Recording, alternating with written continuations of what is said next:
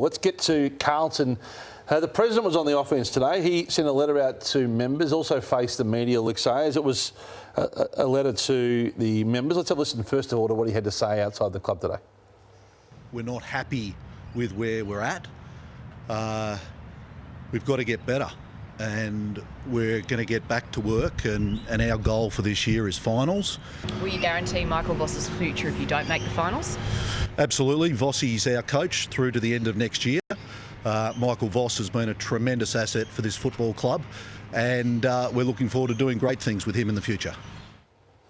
And went on to articulate that further in the members' email I mentioned. We deserve our wax at times, we accept that. What we don't do is let external narratives dictate our reality. The football club is done with finger pointing. The whole narrative, in essence, was about unity, stability, about leave us work. A week too late, in my view. Yeah. A week too late, and I wrote that on the weekend. Oh, it was strange the way he did a doorstop outside the club. Look, that's fine. I just think when your men get absolutely smashed, as Brian Cook and Brad Lloyd were last week by Bruce Matheson, I think they should have been stronger. I think it looks weak to stay in business with the bloke at all, quite frankly, and not announce some sort of get-out. The board now looks unstable with Bruce's nephew on the board, and I think that really you have to look at what they've put around Michael Voss. Now, there was a big review that was led by Luke Sayers when 6 months before he took over officially. Brad Lloyd and Graham Wright, well, Graham is clearly more senior, I guess, and more experienced, and Brad Lloyd was obviously reviewed, kept his job. But you look at the assistants around Michael Voss, who's had one short coaching stint before. I mean, it's just not anywhere near what Craig McRae has got at Collingwood.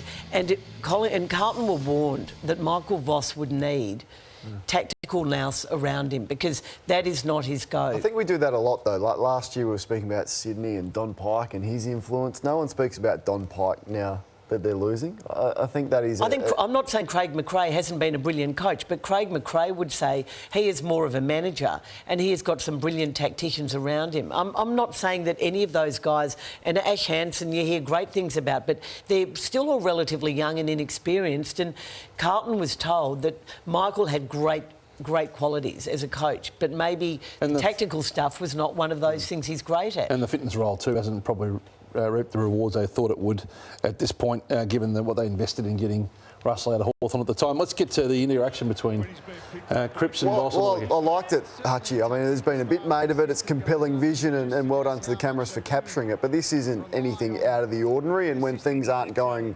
well for you on field, you can overlook at things like that. No issue from me.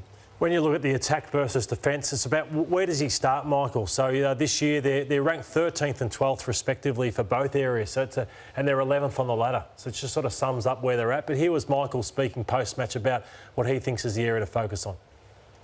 Defensively we're not good enough right now. So I understand there's been some chatter around what we need to do offensively and how we can maximise better and being more efficient going forward. Whether this is a back six thing, it's got nothing. It's not. We know team systems are not just about back sixes. About how we have that collective buy-in, a collective intent towards that part of the game. 7 goals, only 7 goals from. I'm not going to get lost in offence. Yeah. You can ask me about it, but I'm pretty clear on what we need to get better at.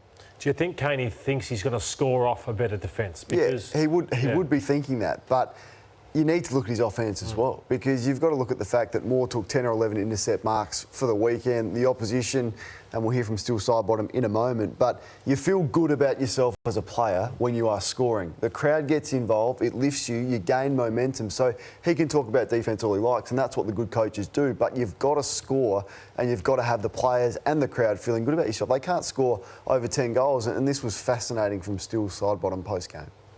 I shouldn't say it, but they just kept giving it to him and he kept mocking it. I actually found myself laughing there a few times because he was just gloving everything.